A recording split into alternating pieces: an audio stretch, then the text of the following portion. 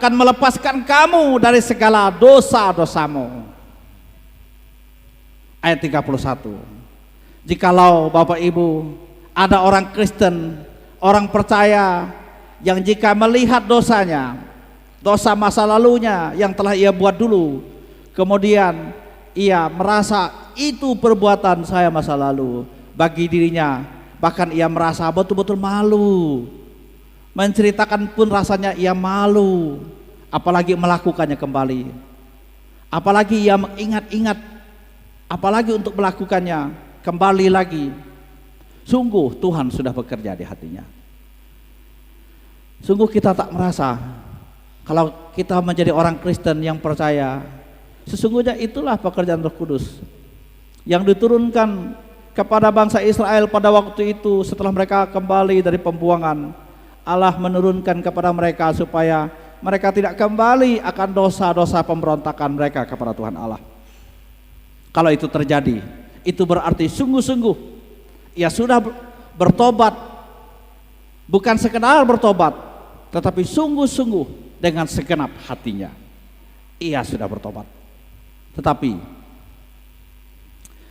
jika ia orang Kristen sudah pernah bertobat tetapi kumat terus, itu tandanya apa? Kalau anak muda, kalau anak-anak misalnya melakukan kesalahan, ia menyesal, lalu ia melakukan kesalahan lagi, ia menyesal, mungkin saja itu biasa bagi anak-anak, bukan? Karena ia belum dewasa.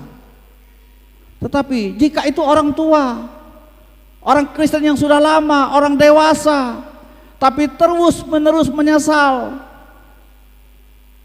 melakukan perbuatan salah tapi tidak ada penyesalannya, bahkan menyesal kembali lagi, tidak ada pertobatan, itu kita Kristen apa? Kita perlu bertanya tentang kekristenan kita. Benarkah saya ini betul-betul sudah menjadi pengikut Yesus Kristus di tengah dunia akhir zaman ini? KTP-nya Kristen, Bapak Ibu. Anggota gerejanya misalnya jelas, oh saya anggota GKI Immanuel. Tetapi Bapak Ibu, kekristenannya hanya pada waktu muncul pada waktu Natal, muncul pada waktu hari Paskah, atau sewaktu-waktu, atau Kristen kita seperti Kristen kapal selam, munculnya sebentar, lama tenggelamnya. Kristen yang kayak begini Bapak Ibu, nah akan mantap dalam pertobatannya. Kristen yang betul-betul pertobatannya mantap akan kelihatan dari kehidupannya hari demi hari. Konsistensinya mengikut Tuhan akan terus, walau banyak tantangan, walau banyak masalah, tetap Tuhan adalah bagian utama hidupku ini. Tantangan, masalah boleh ku hadapi, boleh ada di depanku, tapi Tuhan tetap berjalan di depanku. Itu Kristen yang mantap pertobatannya. Dan yang keempat, membangkitkan kembali segala aspek kehidupan. Yang pertama tadi melahirkan hati yang baru, yang kedua mengokohkan posisi kekristenan, yang ketiga memantapkan pertobatan kita, yang keempat membangkitkan kembali segala aspek kehidupan. Ayat 29b, aku akan menumbuhkan gandum serta memperbanyaknya, aku tidak lagi mendatangkan kelaparan atasmu. Ayat 30, aku juga memperbanyak buah pohon-pohonmu dan hasil ladangmu. Ayat 33b, aku akan membuat kota-kota didiami lagi dan reruntuhan-reruntuhan akan dibangun kembali. Ayat 34, tanah yang sudah lama tinggal tandus akan dikerjakan kembali. Bapak Ibu kasih dalam Tuhan Yesus Kristus, betapa besarnya kuasa itu, supaya jangan lagi tetap tandus. di hadapan semua orang yang lintas daripadamu. Ayat 35. Sebaliknya, mereka akan berkata, tanah ini yang sudah lama tinggal tandus menjadi seperti Taman Eden, dan kota-kota yang sudah runtuh sunyi sepi dan musnah sekarang didiami dan menjadi kubu. Jadi itulah pengaruh besar, itulah tujuan mengapa roh Tuhan itu diturunkan, untuk membangkitkan kembali segala aspek kehidupan kita ini. Akan muncul pelangi kembali dalam hidup sehabis hujan. Setelah masa-masa kelam dulu kita alami, kami alami, diri kita alami, sekarang ada seberkas sinar di remang tengah malam. Itulah janji Tuhan, puitis sekali tapi nyata betul. Jikalau Tuhan Yesus Kristus sungguh-sungguh kita cari, masakan janji Tuhan yang mengatakan semuanya akan ditambahkan padamu itu tidak digenapi? Kalau benar-benar kita cari Dia, masa Tuhan yang Maha Kasih membiarkan? Kalau saya bersungguh-sungguh, mungkin belum hari ini, mungkin belum besok, tapi masa Tuhan melupakan janjinya? Kalau saya betul-betul tekuni itu semua, belum tahun ini, bisa saja tahun depan. Bagaimana juga Hana yang menekuni janji Tuhan sampai usia suntuk. Bagaimana juga Abraham yang menekuni janji Tuhan sampai di usia suntuk. Itu artinya Tuhan tidak lalai menepati janjinya. Jikalau itu adalah adik-adik remaja, pemuda, pemudi, kemudian adik-adik remaja ini bangkit, maka tidak mungkin pemuda pelajar ini nilainya, nilaimu, nilai adik-adik itu, nilainya itu saja, nak bangkit-bangkit. Tidak mungkin, karena ia membangkitkan segala aspek kehidupan anak-anak muda. Apa yang dibangkitkan? Keluarga-keluarga. Aspeknya apa yang dibangkitkan? Pergumulan-pergumulan apa yang dibangkitkan? Waktu itu ia berkata, aku akan menumbuhkan gandum serta memperbanyaknya. Aku tidak akan mendatangkan lagi kelaparan atasmu. Luar biasa Bapak Ibu. Aku akan membuat kota-kota yang tadinya sunyi sepi akan didiami kembali. Orang akan melihat tanah yang tandus jadi subur kembali. Adik-adik, anak-anak, remaja pemuda, kalau betul-betul tekuni Tuhan dalam hidup, betul-betul ditekuni, takut akan Tuhan, hidup bersungguh-sungguh, menekuni janji-janji Tuhan, coba akan lihat 10 tahun, 15 tahun akan datang jadi seperti apa adik-adik. Coba lihat. Tapi kalau hari ini engkau betul-betul tidak ada kuping, tidak ada telinga, tak mau mendengar, jangan berharap punya harapan, punya masa depan apapun yang dijanjikan. Meskipun orang tuamu memiliki apa-apa, tapi biar keadaanmu serba keterbatasan. Kalau benar janji Tuhan ini akan menumbuhkan tanah yang tandus, supaya orang lewat melihatnya ada tumbuh kembali tumbuhan yang indah di sana. Dulu tandus, sekarang tumbuh kembali. Kalau itu janji itu dipegang, aku percaya Tuhan. Yeskel pasal 36 ayat 33, ayat 34 akan kupegang janji. Tapi tekunilah Tuhan, takutlah kepadanya, walau jauh dari orang tua. Tapi taulah, yakinlah Tuhan tidak akan pernah jauh dari hadapan kita. Semua akan dibangkitkan aspeknya. Bagi seorang pelayan-pelayan Tuhan tidak ada yang mustahil. Baginya rasa tandus dalam melayani. Suatu kelak nanti janji Tuhan, tanah yang tandus itu bisa subur ditanam apapun. Terasa sunyi sepi dalam melayani, sekarang ada kegairahan. Buah pohon akan diperbanyak, hasil ladang akan ditambahkan. Usaha-usaha yang dikerjakan akan mulai mengalami kegairahan.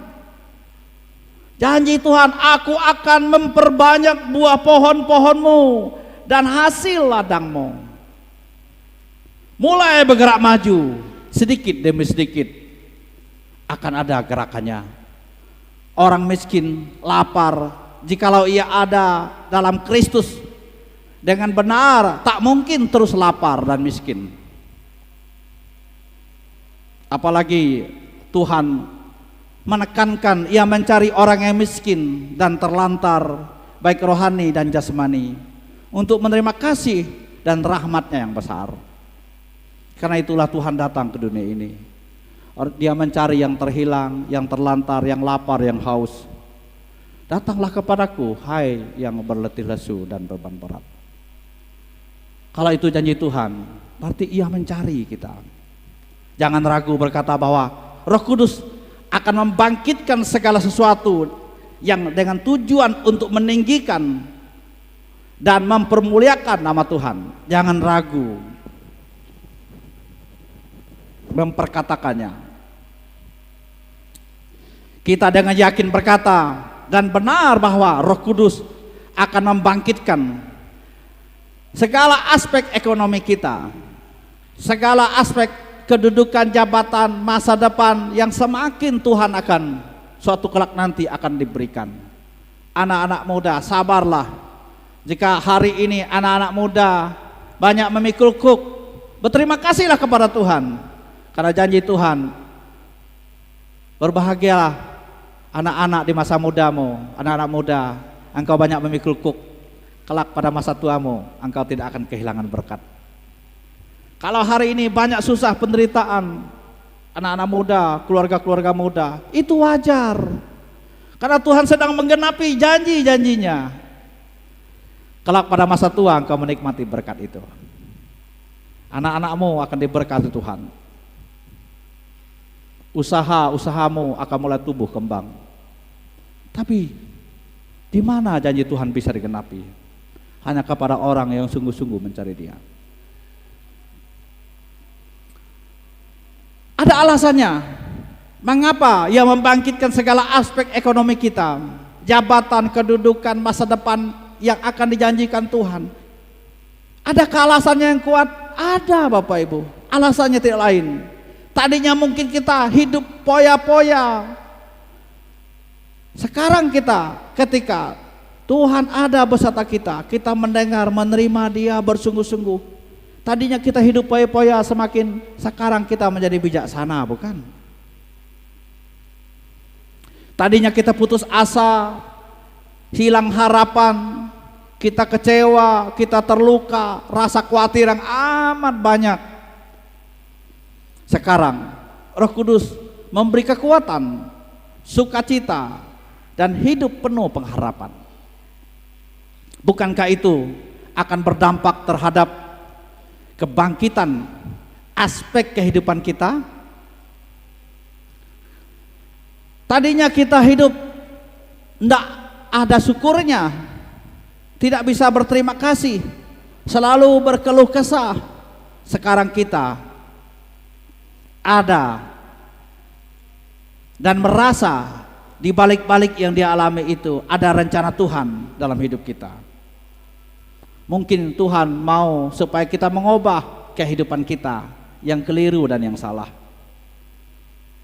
Disitulah rasa syukurnya kita.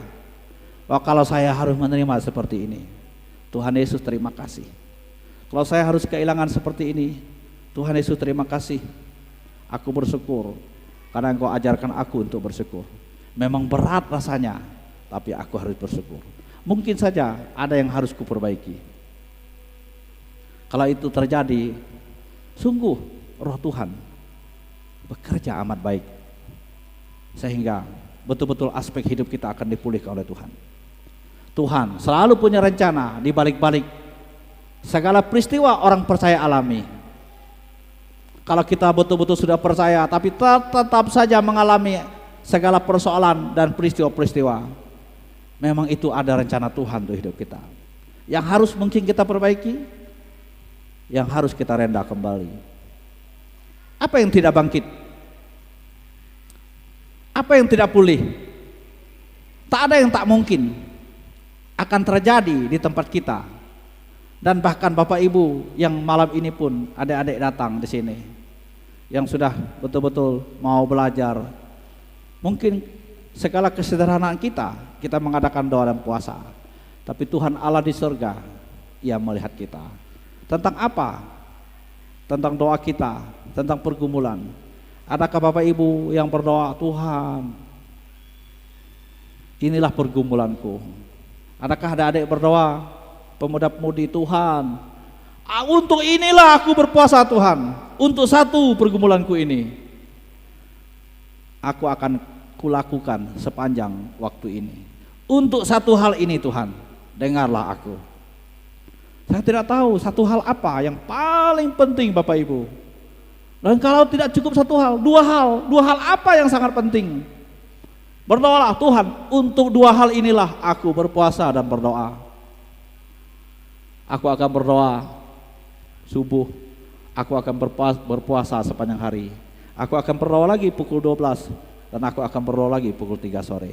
Dan aku akan datang lagi ke rumahmu untuk mendengar pengajaran firman-Mu. Untuk apa? Mungkin 2 terlalu sedikit, tambah lagi untuk 3 hal ini Tuhan. Untuk 3 hal inilah aku berpuasa dan berdoa. Dengarlah. Mungkin minggu ini belum Bapak Ibu dapatkan, tapi firman-Nya, janji itu yang kita ucapkan di sini terikat di sana. Hari ini kita belum melihatnya, tapi kalau kita ini sungguh-sungguh Kristen, kita yakin belum melihat pun tahu suatu kelak nanti Tuhan akan memberikan kepada kita. Sabarlah, tekunlah.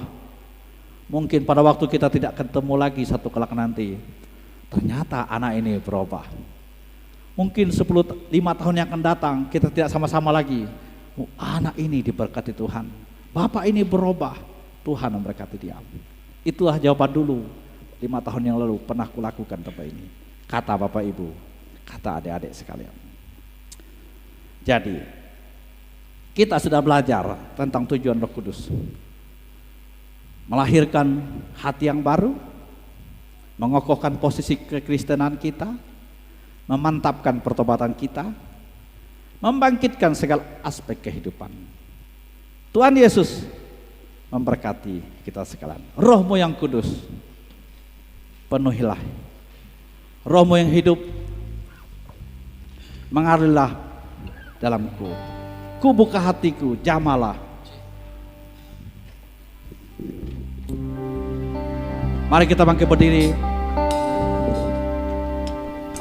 Roh-Mu yang hidup penuhiku, mengalir dalamku. Jiwaku tenang, jiwaku tenang bersamamu dalam naunganmu. Buka hati ku jamahanmu, berserah penuh di hadiratmu.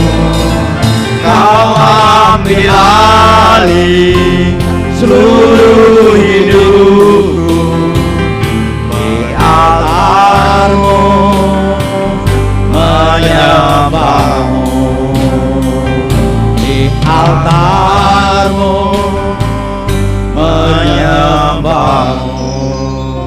Bapa di sorga, kami bersyukur kami sudah belajar tentang apa sebenarnya tujuan daripada Roh diturunkan atas umat-Mu.